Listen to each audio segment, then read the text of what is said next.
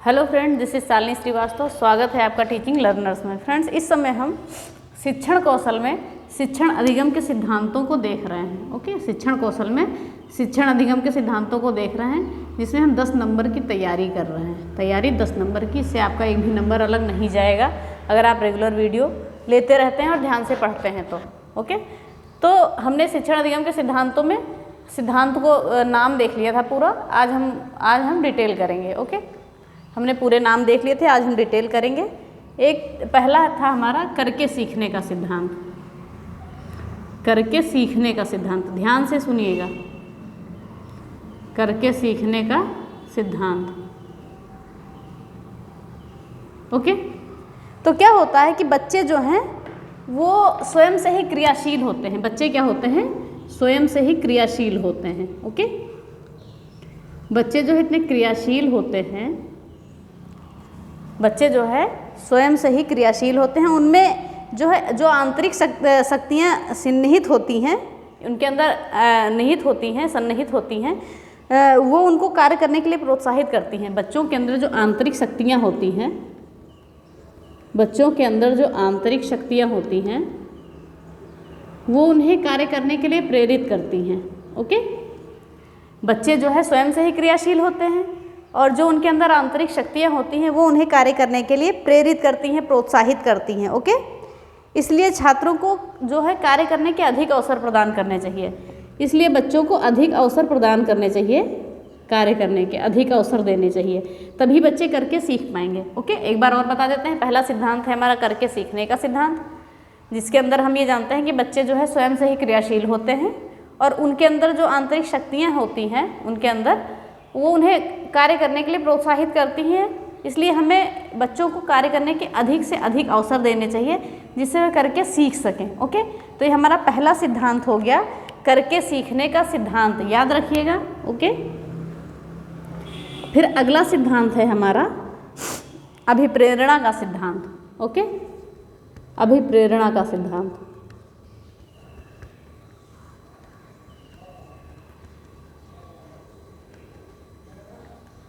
तो अब प्रेरणा मीन्स क्या होता है? प्रेरणा, प्रोत्साहन। ठीक है, तो अभिप्रेरणा जो है किसी भी कार्य में महत्वपूर्ण माना जाता है। अभिप्रेरणा का स्थान किसी भी कार्य में महत्वपूर्ण होता है, याद रखिएगा। और खास करके बच्चों को सिखाने के लिए अभिप्रेरित करना बहुत ज़रूरी है। तो अभिप्रेरणा का जो स्थान है किसी भी कार्य में महत्वपूर्ण होता है।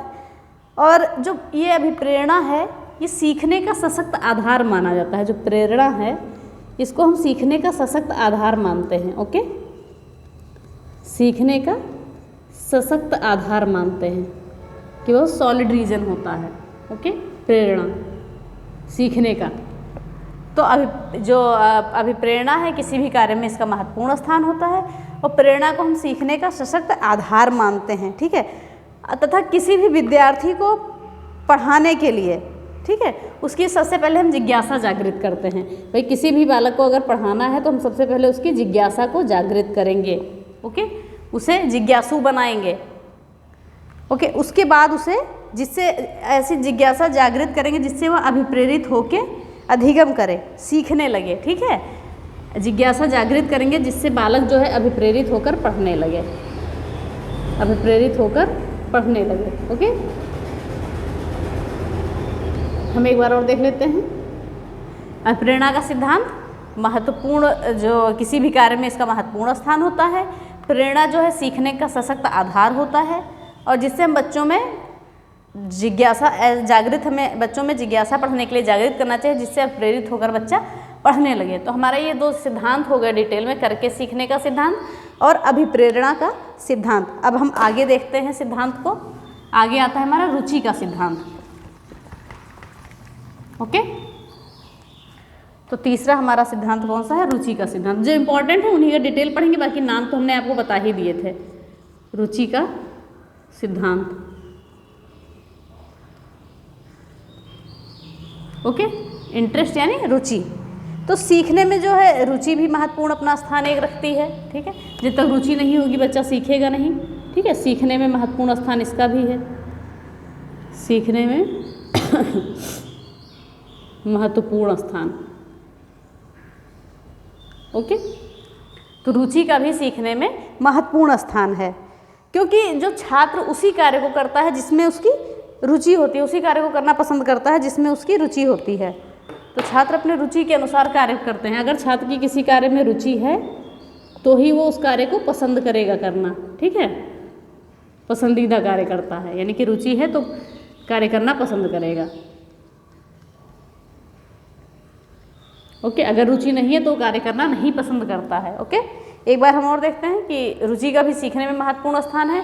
अगर बालक की सीखने में रुचि नहीं है तो वो कार्य भी नहीं करेगा, ठीक है, अगर रुचि है तो वो कार्य करेगा। तो अतः जो शिक्षण प्रक्रिया में शिक्षक को ऐसे साधन या उपकरणों का प्रयोग करना चाहिए जिससे छात्रों में रुचि उत्पन्न हो सके। भाई जब शिक्षक पढ़ाए तो उसे ऐसे साधन, ओके, शिक्षण सामग्री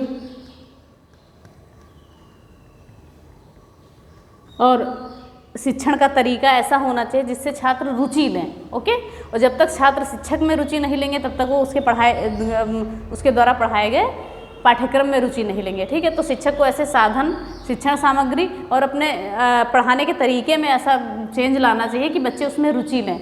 ओके, एक बार हम इसको और देख लेते हैं। रुचि का जो सीखने में है महत्वपूर्ण स्थान होता है, ठीक है, और रुचि जो है, अगर बच्चे की किसी कार्य में रुचि है तभी वह कार्य करना पसंद करता है, अन्यथा नहीं करता है। अतः शिक्षक को ऐसे साधन, शिक्षण सामग्री और अपने पढ़ाने के तरीके, पढ़ाने के उसमें ऐसा चेंज करना चाहिए जिससे बालक रुचि ले, तभी वह पढ़ेगा। ओके, तो ये रुचि का सिद्धांत हो गया हमारा। अगला सिद्धांत हम देखते हैं। अगला सिद्धांत है हमारा निश्चित उद्देश्य का सिद्धांत। ओके, चौथा सिद्धांत है हमारा निश्चित उद्देश्य का सिद्धांत। निश्चित उद्देश्य का सिद्धांत, ध्यान से सुनिएगा, देखिएगा। ओके, ये पूछता है एग्जाम में, निश्चित उद्देश्य का सिद्धांत, ठीक है। तो हम ये देखते हैं कि जो अधिगम व शिक्षण दोनों ही उद्देश्यपूर्ण प्रक्रिया है। ओके, अधिगम और शिक्षण ये दोनों ही क्या है, उद्देश्यपूर्ण प्रक्रिया है। ओके, उद्देश्यपूर्ण प्रक्रिया है, इसमें कोई डाउट ही नहीं है कि दोनों उद्देश्यपूर्ण प्रक्रिया हैं, अधिगम और शिक्षण। अधिगम मीन्स सीखना, शिक्षण मीन्स सिखाना या पढ़ाना। ओके, या पढ़ना, अधिगम मीन्स पढ़ना और शिक्षण मीन्स पढ़ाना, ठीक है। तो शिक्षण और अधिगम क्या है, दोनों उद्देश्यपूर्ण प्रक्रिया है। और जब तक सीखने और सिखाने की क्रिया में, ठीक है, जब तक कि सीखने और सिखाने, जब तक कि सीखने और सिखाने की क्रिया का कोई महत्वपूर्ण उद्देश्य नहीं होगा, ठीक है, कोई एक निश्चित उद्देश्य नहीं होगा, तब तक वह प्रक्रिया उद्देश्य विहीन होती है। एक बार और देख लीजिए, जब तक सीखने और सिखाने की क्रिया एक कोई निश्चित उद्देश्य नहीं होगा, अगर सीखने और सिखाने की क्रिया का कोई निश्चित उद्देश्य नहीं है, ओके, निश्चित उद्देश्य नहीं है, तो शिक्षण क्या हो जाता है, उद्देश्य विहीन हो जाता है। ओके, तो शिक्षण प्रक्रिया क्या हो जाती है, उद्देश्य विहीन हो जाती है। अगर कोई निश्चित उद्देश्य नहीं है तो शिक्षण प्रक्रिया उद्देश्य विहीन हो जाती है, याद रखिएगा। ओके, फिर हम देखते हैं कि शिक्षण का एक उद्देश्य होना चाहिए, एक सुनिश्चित उद्देश्य होना चाहिए, जिसका ज्ञान शिक्षण प्रक्रिया में जो है, शिक्षण प्रक्रिया में रोचकता एवं प्रभावशीलता लाता है, ठीक है। जो शिक्षण में है एक सुनिश्चित उद्देश्य होना चाहिए, सुनिश्चित उद्देश्य होगा, ठीक है, तभी शिक्षण प्रभावपूर्ण होगा। तो अगर शिक्षण प्रक्रिया में कोई निश्चित उद्देश्य है और शिक्षण किया जा रहा है तो शिक्षण अधिगम प्रक्रिया में रोचकता भी होगी और प्रभावशीलता भी होगी, बच्चे रुचि भी लेंगे। तो एक बार हम और देख लेते हैं निश्चित उद्देश्य का सिद्धांत। अधिगम और शिक्षण दोनों उद्देश्यपूर्ण प्रक्रिया है, ठीक है। जब तक सीखने और सिखाने का कोई निश्चित उद्देश्य नहीं होता तब तक शिक्षण कार्य उद्देश्य विहीन होता है। ओके, इसीलिए शिक्षण का है एक निश्चित उद्देश्य होना चाहिए या होता है, ठीक है, जिससे शिक्षण प्रक्रिया में रोचकता एवं प्रभावशीलता होती है और बच्चे भी रुचि लेते हैं अगर सुनिश्चित उद्देश्य है शिक्षण प्रक्रिया का। तो हमारा ये हो गया रुचि का सिद्धांत और निश्चित उद्देश्य का सिद्धांत। ओके, 4 सिद्धांत हो गए, करके सीखने का सिद्धांत, अभिप्रेरणा का सिद्धांत, रुचि का सिद्धांत और निश्चित उद्देश्य का सिद्धांत। अब आगे आते हैं नियोजन का सिद्धांत। अगला हमारा है नियोजन का सिद्धांत। याद रखिएगा, पढ़ते रहिए, नोट्स बनाते रहिए, निश्चित उद्देश्य का सिद्धांत, सॉरी नियोजन का सिद्धांत। 5 नंबर,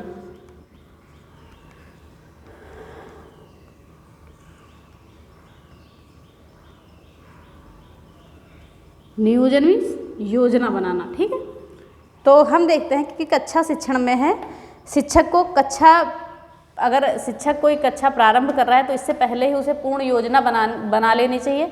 हमने पीछे भी देखा है, हमने किया भी है कि हम लेसन प्लान बना के जाते थे तभी पढ़ाते थे। ओके, तो नियोजन के सिद्धांत में क्या है कि शिक्षक को कक्षा प्रारंभ करने से पूर्व पढ़ाने की विधि, ओके, और सहायक सामग्री तथा ये सभी चीज़ें नियोजित कर लेना चाहिए। यानी कक्षा में जाने से पूर्व नियोजन कर लेना चाहिए, कक्षा में जाने से पूर्व नियोजन। ओके,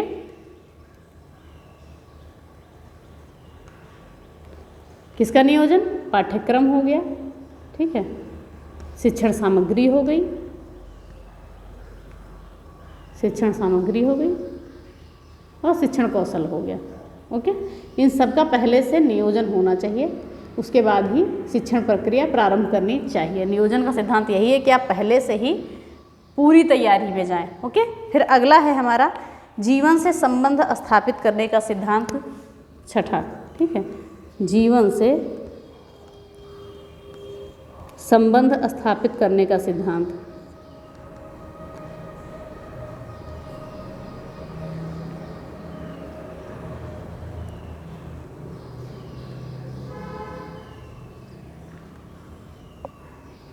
ओके, जीवन से संबंध स्थापित करने का सिद्धांत।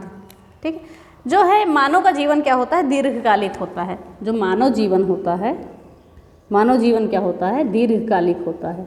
ओके, याद रखिएगा, दीर्घकालिक। तो जो है मानव जीवन क्या है? दीर्घकालिक होता है तथा उसकी जैविक तथा सांस्कृतिक आवश्यकताएं भी होती हैं। मनुष्य की क्या क्या? जैविक और सांस्कृतिक आवश्यकताएं भी होती हैं। ओके, जैविक और सांस्कृतिक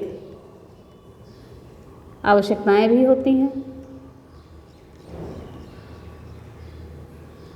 ओके, मनुष्य का जीवन दीर्घकालिक होता है तथा मनुष्य की जो है जैविक और सांस्कृतिक आवश्यकताएं भी होती हैं। ठीक है, इसकी पूर्ति के लिए जीवन में अनेक अनुभव प्राप्त करता है मनुष्य। ठीक है, इसी की प्राप्ति के लिए मनुष्य जीवन में अनेक अनुभव प्राप्त करता है, अनुभव लिखते हैं। ठीक है, तो मानव जीवन दीर्घकालिक होता है, उसकी आवश्यकताएं भी होती हैं, जैविक सांस्कृतिक दोनों। इन्हीं आवश्यकताओं को पाने के लिए वो कार्य करता है, अनुभव भी प्राप्त करता है। ठीक है, अतः इसे पूर्ण अनुभव का सिद्धांत भी कह सकते हैं। ठीक है, इसे पूर्ण अनुभव का सिद्धांत भी कह सकते हैं, पूर्ण अनुभव का सिद्धांत भी कह सकते हैं। ओके, तो क्या है?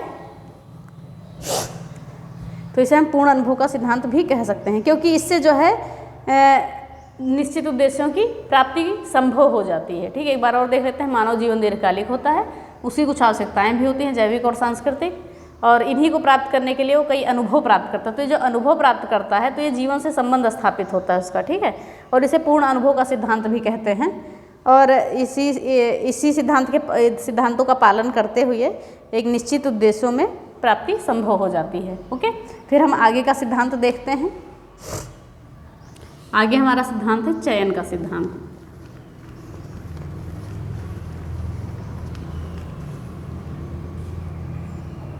चयन का सिद्धांत 7 नंबर।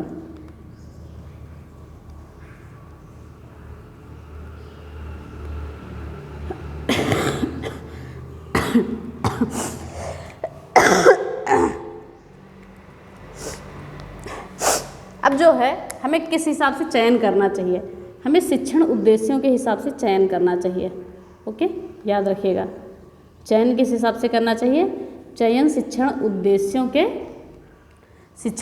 के अनुसार हमें चयन करना चाहिए।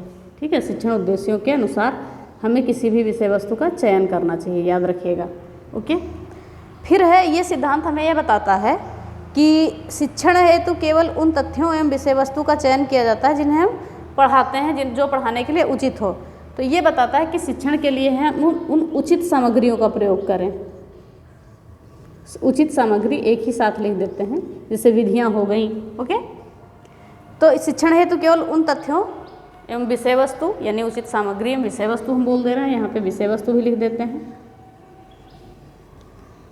ठीक है, तो शिक्षण हेतु उन उचित विषय वस्तु या शिक्षण सामग्री या शिक्षण कौशल का चयन किया जाए जिनका उद्देश्य उचित हो। ठीक है, उचित उद्देश्य हो, पढ़ाने के लिए उचित उद्देश्य हो जिससे बच्चे सीख पाएँ। ओके, फिर से एक बार देख लेते हैं। जो चयन का सिद्धांत होता है, इसमें जो है हम शिक्षण उद्देश्यों के अनुसार ही चयन करते हैं और उचित सामग्री एवं विषय वस्तु का इस प्रकार से चयन करते हैं कि इसका उचित उद्देश्य हो, कोई पढ़ाने में बच्चों को पढ़ने या सीखने में आसानी हो और वो सीख जाए, तो इस हिसाब से हमें विषय वस्तु का चयन करना चाहिए। फिर अगला आता है व्यक्तिगत विभिन्नता का सिद्धांत। व्यक्तिगत विभिन्नता का सिद्धांत।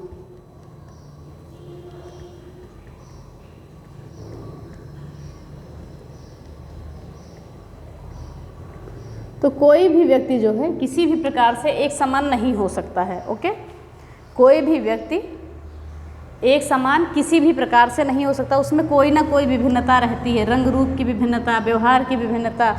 ओके, तो एक बार हम देखते हैं जो मनोवैज्ञानिकों के अनुसार जैसे कोई भी दो छात्र हैं, ठीक है, वो समान नहीं हो सकते। हर छात्र की अपनी अलग क्या होती है, रुचि होती है, योग्यता होती है, हर किसी का लक्ष्य अलग होता है। ओके, ये सारी विभिन्नताएं, बहुत सारी विभिन्नताएं हैं। ना किसी का फेस सेम होता है, ना पर्सनालिटी सेम होती है। ठीक है, दो व्यक्ति कभी भी एक जैसे नहीं हो सकते। ठीक है, तो हम यहाँ पे जिस पे फोकस करेंगे है रुचि और योग्यता। कोई भी दो छात्र एक तरीके से नहीं हो सकते, उनकी रुचि और योग्यता एक जैसी नहीं हो सकती, वो भिन्न भिन्न होती है। तो शिक्षक को जो है शिक्षण करते समय ध्यान रखना चाहिए, ओके, कि बच्चों की विभिन्नताओं को ध्यान में रखते हुए शिक्षक को पढ़ाना चाहिए। तो इसमें ये हो जाता है कि शिक्षक को बालकों की व्यक्तिगत विभिन्नता को ध्यान में रखते हुए पढ़ाना चाहिए कि कौन सा बच्चा किस तरीके से सीख पाएगा। सभी बच्चे का IQ लेवल सेम नहीं होता है, सभी की रुचियां अलग अलग होती हैं, योग्यताएं अलग अलग होती हैं, सीखने की क्षमता अलग अलग होती है, याद रखिएगा। तो ये 8वां सिद्धांत हमारा हो गया व्यक्तिगत विभिन्नता का सिद्धांत। ओके, फिर हम आगे आते हैं। आगे हमारा सिद्धांत है आवृत्ति का सिद्धांत। ओके,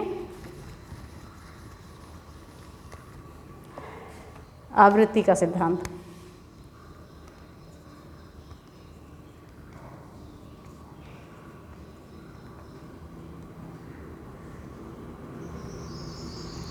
ठीक है, तो आवृत्ति के सिद्धांत में क्या है कि बच्चों की जो है कुशलताओं, दृष्टिकोणों और रुचियों तथा ज्ञान प्राप्ति में सहायक सिद्ध होती है। बच्चों की कुशलताओं में, ओके, ये जो है आवृत्ति का सिद्धांत जो है बच्चों की कुशलताओं में, दृष्टिकोणों और रुचियों में, दृष्टिकोण, रुचि, ठीक है, कुशलताओं में, दृष्टिकोणों में, रुचियों में तथा ज्ञान प्राप्ति में सहायक सिद्ध होती है। ज्ञान प्राप्ति में सहायक सिद्ध होती है। ज्ञान प्राप्ति में सहायक। तो आवृत्ति के सिद्धांत में क्या है कि ये बच्चों की कुशलताओं, दृष्टिकोणों, रुचियों, ओके, हम रुचियों लिख देते हैं, तथा ज्ञान प्राप्ति में सहायक सिद्ध होती है। ठीक है, ज्ञान प्राप्ति में सहायक सिद्ध होती है। ये हो गया आवृत्ति का हमारा सिद्धांत। इसमें क्या होता है कि अभ्यास और आवृत्ति से किसी भी बालक के व्यवहार में वांछित परिवर्तन लाया जा सकता है। किससे? अभ्यास और आवृत्ति से। ओके, अभ्यास और आवृत्ति से हम किसी भी बच्चे के व्यवहार में वांछित परिवर्तन ला सकते हैं, वांछित परिवर्तन ला सकते हैं। ओके, और ये परिवर्तन धनात्मक होते हैं। तो आवृत्ति का सिद्धांत क्या है? इसमें जो है बच्चों की कुशलताओं, दृष्टिकोणों, रुचियों, ज्ञान प्राप्ति में सहायक सिद्ध होते हैं। और ये जो है अभ्यास और आवृत्ति में किसी भी बालक को के व्यवहार में वांछित परिवर्तन लाया जा सकता है। तो ये हमारा हो गया आवृत्ति का सिद्धांत। ओके, फिर आगे आता है निर्माण एवं मनोरंजन का सिद्धांत। 10वां सिद्धांत है हमारा निर्माण एवं मनोरंजन का सिद्धांत। निर्माण एवं मनोरंजन का सिद्धांत।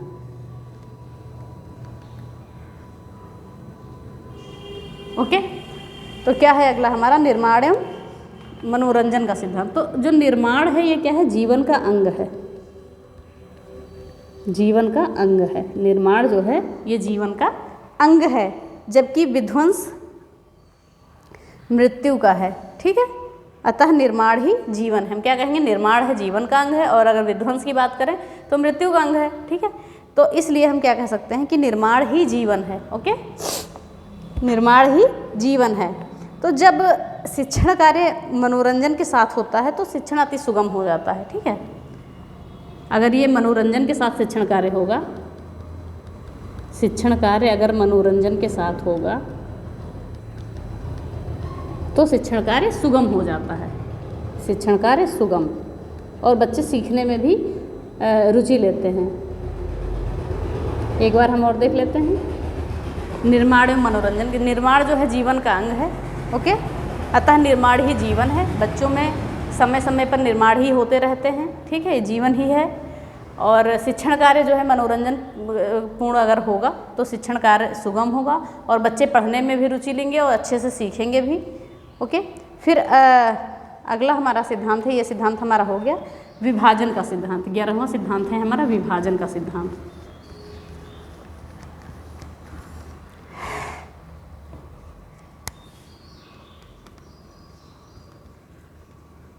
विभाजन का सिद्धांत। ओके, तो इसमें क्या होता है कि जब विभिन्न कार्यक्रम हैं, इनको विभाजित करके, किसी भी चीज़ को हम विभाजित करके, बच्चों का जैसे पाठ्यक्रम को ही है, हम छोटे छोटे पार्ट में विभाजित करके पढ़ाते हैं कि बच्चे सीखने में उनको आसानी हो।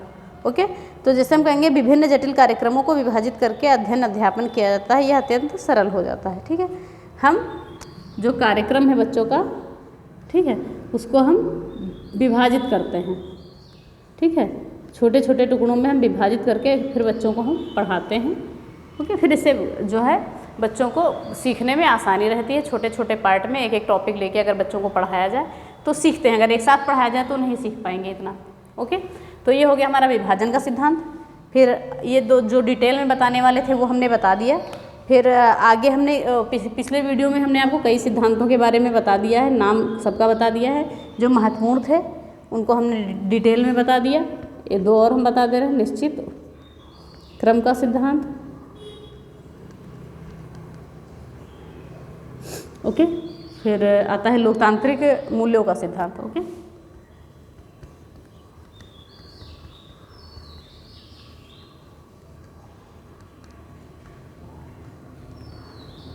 तो पिछले वीडियो में आपने नाम पूरे जान लिए थे सिद्धांत के, और इस वीडियो में हमने जो महत्वपूर्ण थे उनका डिटेल भी बता दिया है। ठीक है, अब देख लेते हैं निश्चित क्रम का सिद्धांत। जैसे बच्चों को एक निश्चित क्रम में पढ़ाना चाहिए।